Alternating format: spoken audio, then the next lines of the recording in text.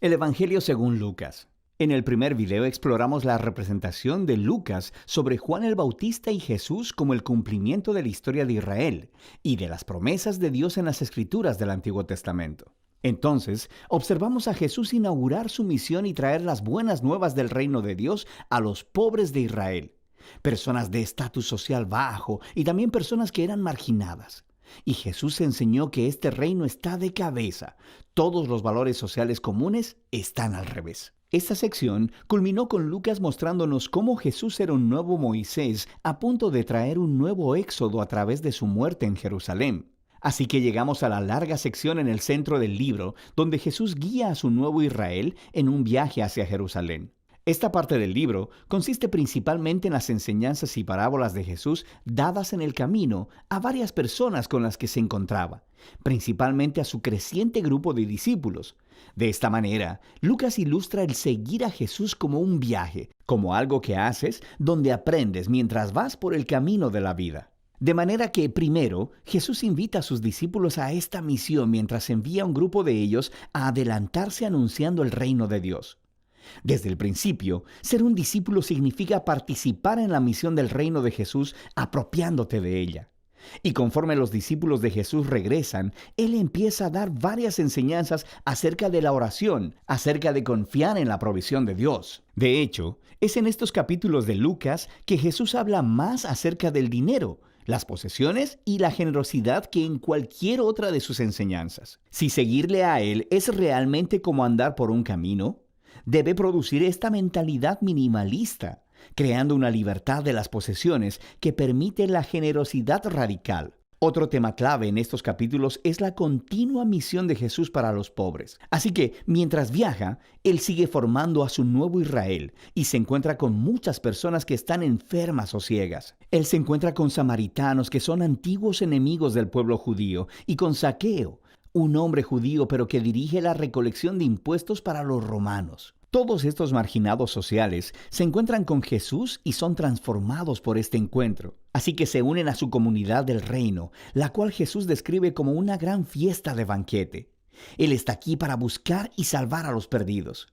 Así que está celebrando cuando las personas descubren la misericordia de Dios. Pero no todos en esta fiesta están felices. Lucas incluye múltiples historias de Jesús en banquetes con los líderes de Israel, y todas se convierten en acalorados debates donde Jesús confronta su orgullo e hipocresía. Y así, estos banquetes, en contraste, son capturados de la manera más memorable en la parábola del hijo pródigo. Un padre tiene dos hijos, y uno neciamente se va y desperdicia toda su herencia. Pero eventualmente regresa arrepentido, y su padre lo perdona y hace una gran fiesta para celebrar. Mi hijo que estaba perdido ha sido encontrado. Pero el hermano mayor, que jamás dejó a su padre, está enojado y resiente la generosidad de su padre hacia el hijo inmerecido. Ahora, en esta famosa parábola, Jesús está explicando toda la misión del reino a estos líderes. Sus fiestas representan la gozosa bienvenida de Dios a toda clase de personas en su familia. El único requisito es la humildad y el arrepentimiento. Así que esto resalta la tragedia de los líderes de Israel, quienes rechazan a Jesús y a su comunidad del reino de cabeza. Esta resistencia a Jesús crece y Él, finalmente, llega a Jerusalén para la Pascua. Conforme se acerca a la ciudad, Él está llorando. Sus discípulos lo están adorando como el rey mesiánico, pero los líderes de Israel lo están denunciando. Y él sabe que su rechazo del reino de paz va a llevar a Israel a un camino de resistencia y rebelión contra el imperio romano.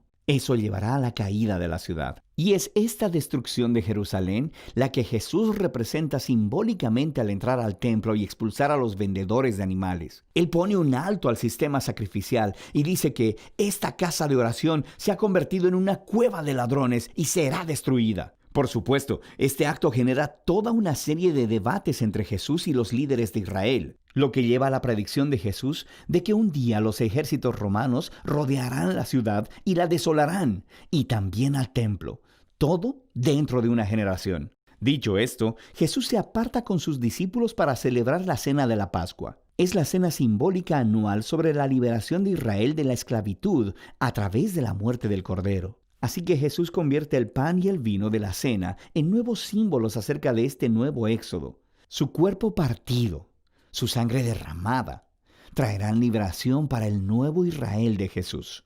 Después de la cena, Jesús es arrestado y examinado delante de los líderes judíos, y luego sometido a juicio como uno que declara ser rey. Y Lucas enfatiza la inocencia de Jesús. Pilato, el gobernador romano, dice que Jesús es inocente 3 veces antes de ceder. Incluso Herodes, que reina sobre Galilea, no encuentra nada con qué acusar a Jesús, pero los líderes finalmente convencieron a Pilato de crucificarlo, así que eso hacen. Pero incluso en su dolorosa muerte, Jesús encarna el amor y la misericordia de Dios de los que tanto enseñó. Él ofrece el perdón de Dios a los soldados mientras lo crucifican. Y luego, cuando uno de los criminales ejecutados junto a Jesús se da cuenta de quién Él es, Él dice: acuérdate de mí cuando vengas en tu reino. Y las palabras finales de Jesús son una oferta de esperanza a un criminal humillado. Hoy estarás conmigo en el paraíso. Y así, con este último acto de generosidad y bondad, Jesús muere. Su cuerpo es colocado en una tumba, y en el primer día de la semana, algunos de los discípulos de Jesús vienen a la tumba para encontrarla vacía.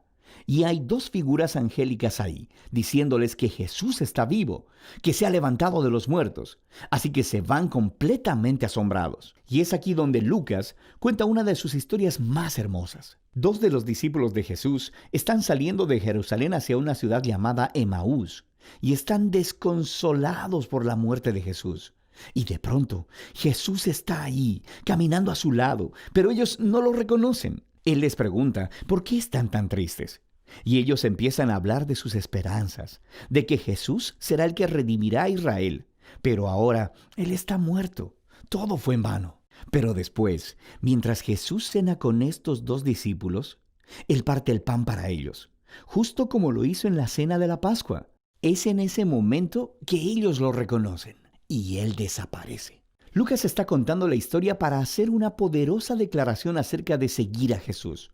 Cuando los discípulos de Jesús imponen su agenda y su perspectiva de la realidad sobre Jesús, Él permanece invisible y desconocido para ellos. Es solo cuando nos sometemos al reino de cabeza de Jesús que se representa en su cuerpo quebrantado en la cruz ofrecido en amor. Solo así podemos ver y conocer al verdadero Jesús. La escena final de este libro es otra cena.